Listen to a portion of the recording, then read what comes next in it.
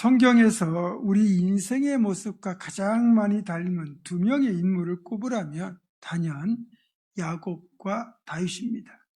야곱이라는 인물은 적당한 교활함, 욕심, 나약함, 그러면서도 신앙적 열망까지 갖춘 진짜 우리의 지금 모습을 솔직하게 드러내주는 인물로서 파란만장한 삶을 살았던 인물이죠. 그래서 야곱의 이야기는 곧 우리의 솔직한 이야기가 되기 때문에 야곱의 이야기를 자주 또 깊이 묵상하면 영적 유익이 참 많습니다. 또 한 명의 인물이 다윗인데, 다윗은 이스라엘 역사 속에서 또 신앙의 세계라는 관점에서 정말 중요한 위치를 차지하고 있는 위대한 인물이죠. 역대기는 이 다윗이라는 인물의 이야기를 역대상 11장부터 29장까지 총 19장에 걸쳐 싣고 있습니다. 놀랍게도 성경은 위대한 사람 다윗조차도 수많은 고비 또 배신과 상처를 겪어야 했고, 밧세바와의 범죄와 인구조사까지 그에게도 치명적인 약점이 있었음을 그대로 보여줍니다. 그럼에도 다윗을 향한 하나님의 최종적인 평가는 하나님의 마음에 합한 사람이었고, 그래서 모든 이들이 그를 위대한 신앙인으로 인정하게 되었다는 겁니다. 여기에서 우리가 기억해야 할 중요한 사실이 하나 있습니다. 다윗이 위대한 신앙인이라는 것은 맞지만 다윗이 위대해서 위대한 사람이 된 것이 아니라는 겁니다. 다윗이 위대한 사람이 된 것은 전적으로 하나님의 은혜라는 사실입니다. 다윗 자신도 이 사실을 절대 잊어서는 안 되고, 또한 이 사실은 동일하게 우리에게도 적용되는 사실이고, 우리가 하나님 앞에서는 그날까지 절대 잊어서는 안 될, 반드시 명심하며 살아가야 할 기본적인 원칙입니다. 다시 말하면 하나님이 역사의 주관자, 내 삶의 주관자가 되시고 나와 함께 하시고 나를 지키시고 나를 인도하신 분이심을 다윗뿐만 아니라 나에게도 그대로 적용해야 된다는 겁니다. 오늘 설교는 바로 이 사실, 하나님이 다윗과 함께 하셨을 때, 하나님이 다윗과 함께 계실 때 다윗이 끝내 위대한 사람이 될 수 있었다는 사실을 역대기의 기록을 통해 확인하는 시간이 될 겁니다. 다윗이라고 하는 말이 나오면 다윗 대신에 여러분의 이름을 대입하면서 말씀을 들으시기 바랍니다. 역대기는 10장까지 이스라엘의 족보를 나열하다가 11장부터 다윗의 도망자 시절을 생략한 채 사울이 블레셋과의 전투에서 전사하고 이어서 다윗이 왕위에 오르게 된 내용부터 이야기를 전개합니다. 11장 3절입니다. 이에 이스라엘의 모든 장로가 헤브론에 있는 왕에게로 나아가니 헤브론에서 다윗이 그들과 여호와 앞에 언약을 맺음에 그들이 다윗에게 기름을 부어 이스라엘의 왕으로 삼으니 여호와께서 사무엘을 통하여 전하신 말씀대로 되었더라. 이 구절을 보면 다윗이 통일 이스라엘의 왕이 된 것이 결국 여호와께서 사무엘 선지자를 통하여 전하신 말씀대로 된 것이다 라고 말씀하면서 다윗이 왕이 오른 것이 하나님께서 다윗을 선한 길로 이끄시고 사울의 칼날과 대적의 공격에서 지켜주신 결과임을 분명하게 밝히고 있습니다. 그렇게 하나님께서 다윗과 함께 하실 때 일어났던 일들을 보겠습니다. 다윗은 30세의 왕위에 올랐습니다. 그러나 사울이 죽은 뒤 그때부터 다윗이 통일 왕국의 왕이 된 것이 아니고 처음 7년간은 두 개의 왕국이 이스라엘에 존재했었습니다.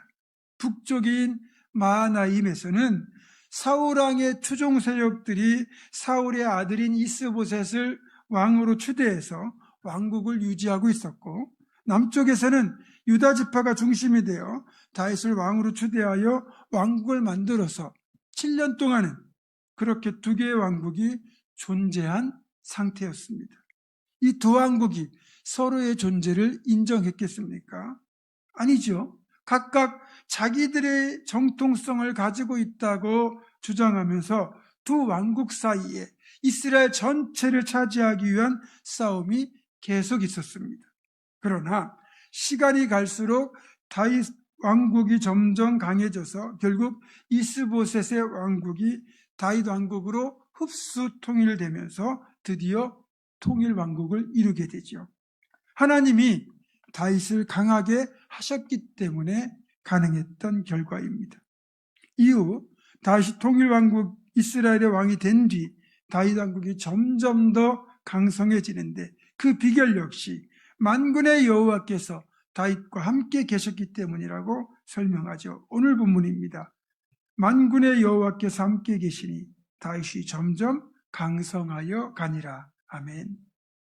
심지어는 역대기 12장을 보면 다윗이 사울을 피해 도망자의 삶을 살던 때에 있었던 일을 간략하게 언급하는데 그 내용은 이렇습니다. 12장 22절입니다. 그때 사람이 날마다 다윗에게로 돌아와서 돕고자 하며 큰 군대를 이루어 하나님의 군대와 같았더라. 하나님이 다윗과 함께 계시니까 도망자로 살고 있는 다윗에게 합류하는 용사들이 많아져서 다윗의 군대가 하나님의 군대와 같아졌다고 말하고 있습니다.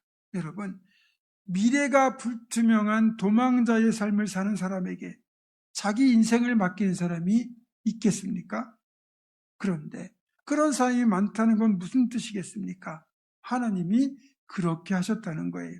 사람의 마음을 움직이는 분이 하나님이시지 않습니까? 하나님이 많은 이들의 마음을 움직여서 다윗을 돕도록 하셨다는 겁니다. 또 다윗이 왕이 된 이후에도 하나님이 다윗을 계속 강성하게 하시니까 다윗의 군대가 주변의 대적을 다 정복하게 되었고 드디어 나라는 평화를 누리고 백성들은 풍요를 누리게 됩니다.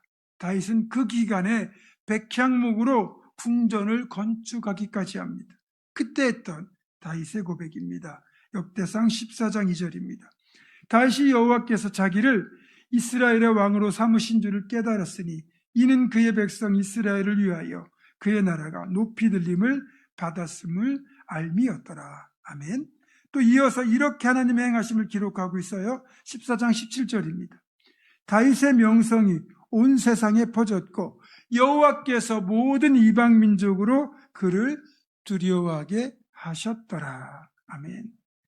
다윗 자신도 하나님이 자기를 이스라엘의 왕으로 세우셨고 이스라엘을 열방 중에 높이셨다는 사실을 깨달았다고 말하면서 하나님께서 다윗의 명성을 온 세상에 퍼지게 하시고 모든 이방 민족으로 다윗을 두려워하게 하셨다고 말하고 있습니다.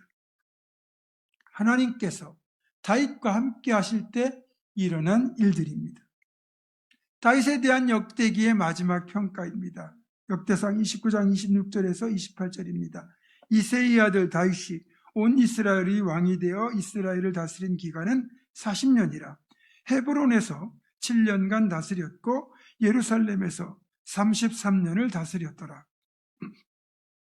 그가 나이 많아 늙도록 부하고 존귀를 누리다가 죽음에 그의 아들 솔로몬이 대신하여 왕이 되니라. 아멘.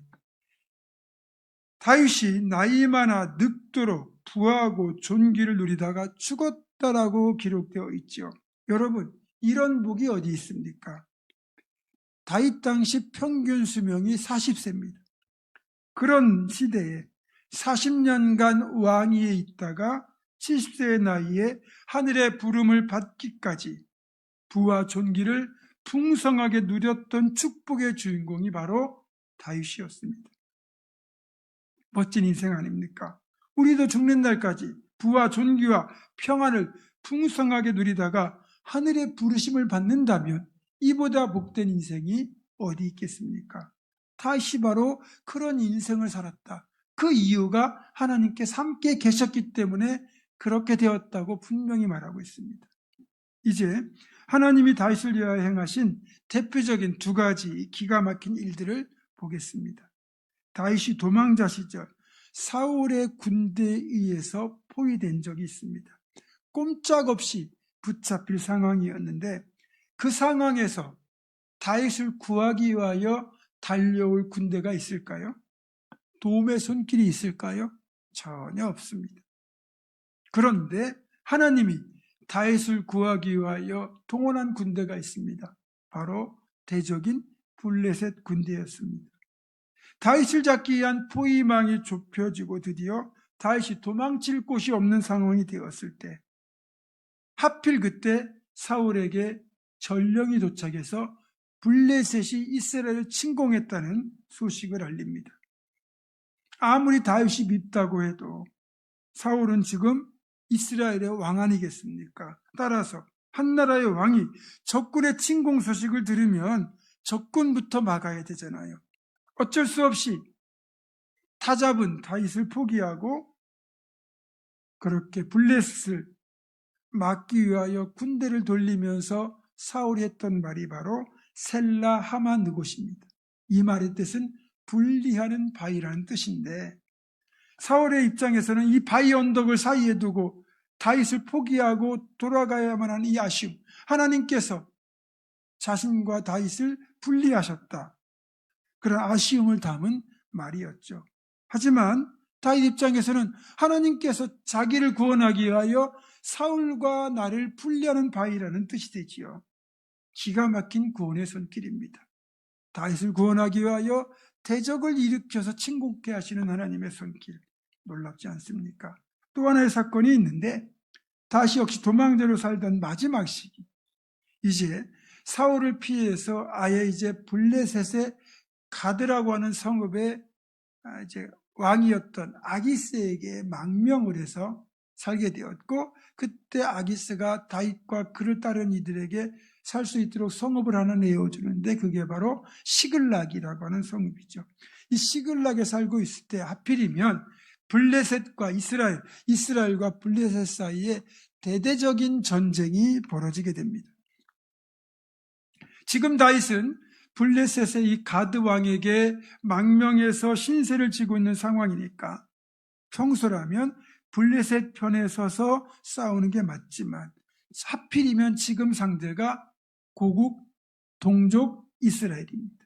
만약에 블레셋 편에 서서 이스라엘과 싸우는 순간 다윗은 영영 이스라엘로 돌아올 수 없습니다. 그렇게 싸우게 되면 진짜 매국노, 진짜 배신대가 되는 상황이죠. 또 안 싸우겠다고 한다면 자기에게 자기 망명을 받아주고 살 곳을 마련해준 가드왕에게 배신하는 배신자가 되는 겁니다. 그리고 더 이상 머물 곳도 없어지는 상황입니다. 이렇게도 저렇게도 할 수 없는 진퇴양난의 상황에 다시 지금 빠진 겁니다. 이 상황에서도 하나님이 개입하셨습니다. 다윗은 지금 어찌할 수 없어서 가만히 있는데, 블레셋의 다른 성읍의 왕들, 방백들, 장군들이 아기스에게 태클을 걸어옵니다. 지금 다윗과 그의 군대가 여기에 있는 것이 맞느냐? 이 사람은 예전에 우리 용사 골리앗을 죽였던 사람이다. 전투 중에 이 사람이 배신해서 사울 편에 붙기라도 하면 어떻게 되겠느냐?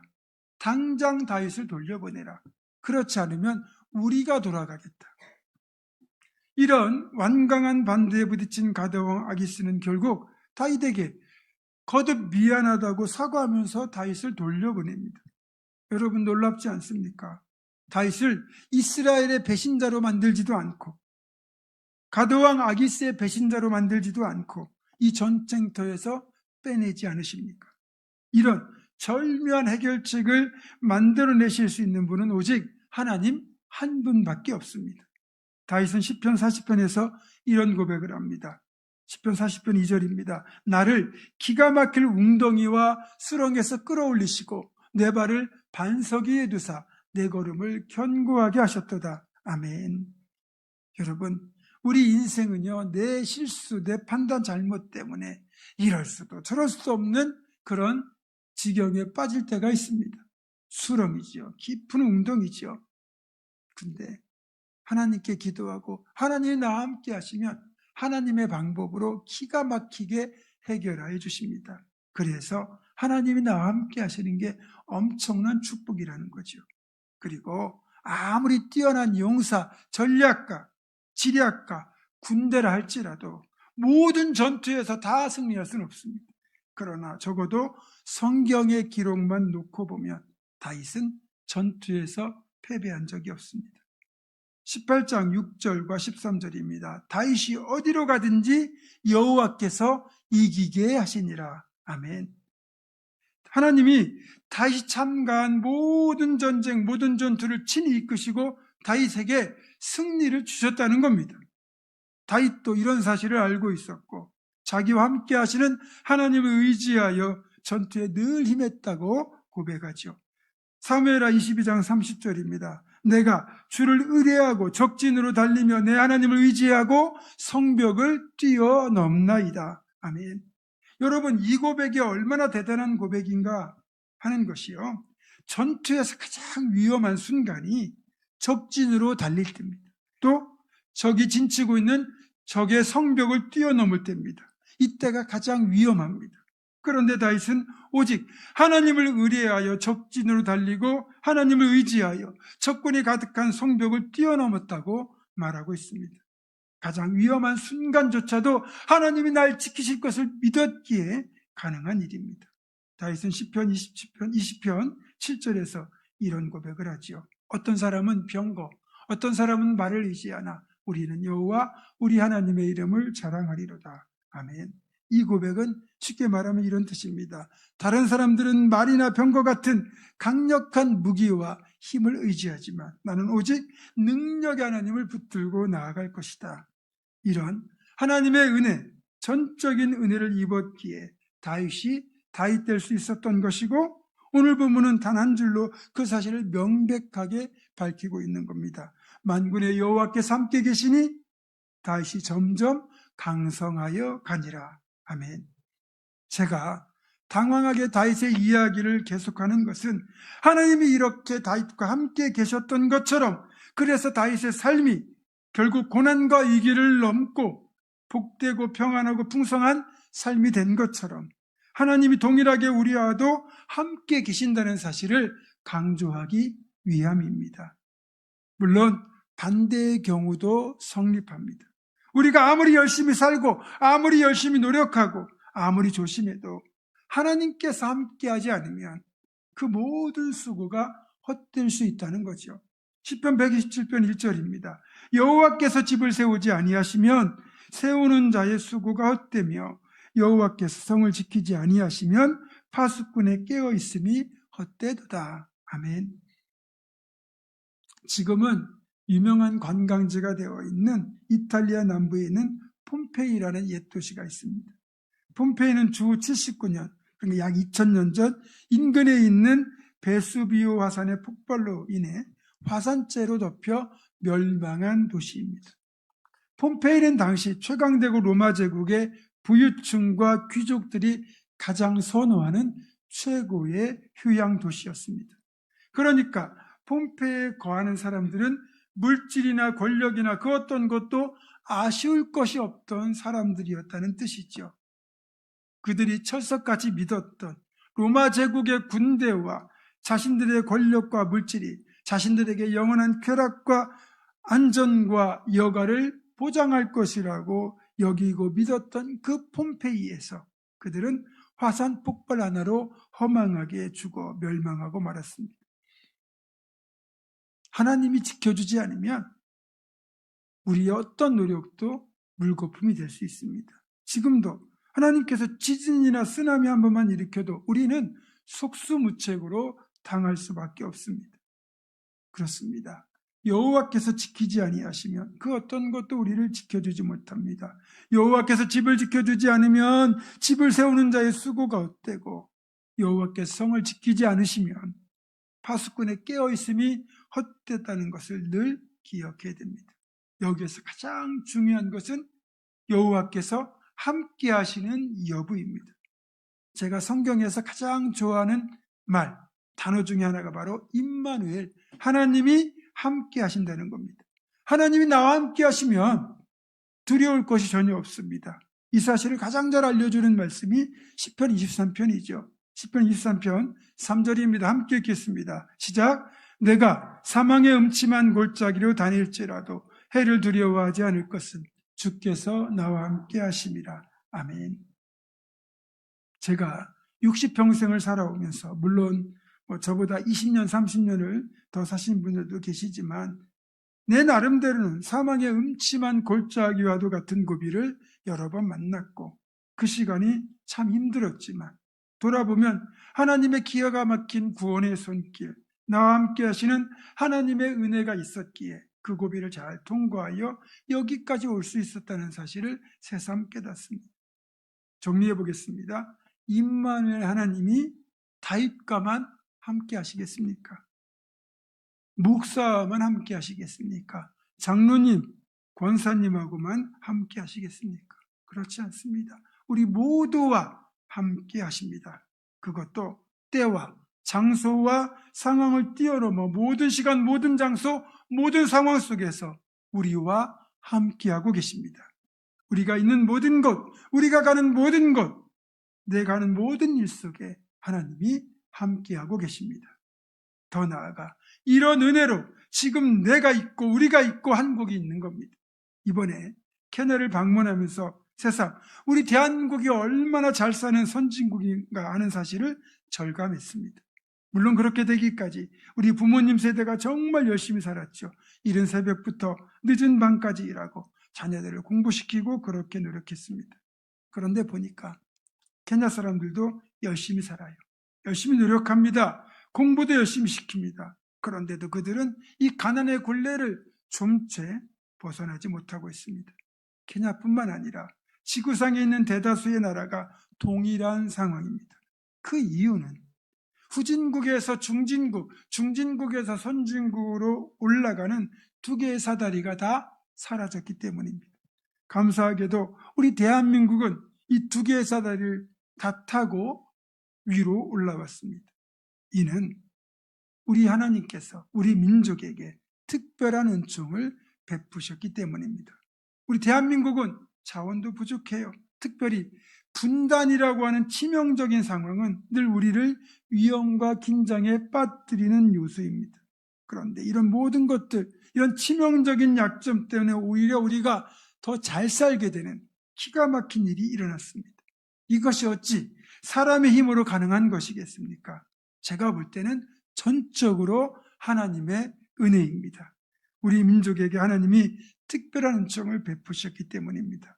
우리는 자원도 부족하고 다 부족했는데 그런 절망적인 상황이었던 이 나라, 이 민족이 복음을 받아들이고 그리고 믿음으로 살기 위해 쓰고 자기 삶을 온전히 나라와 교회를 위하여 드렸던 선배 신앙인들의 헌신을 하나님이 귀히 보시고 우리에게 이 복을 주신 겁니다.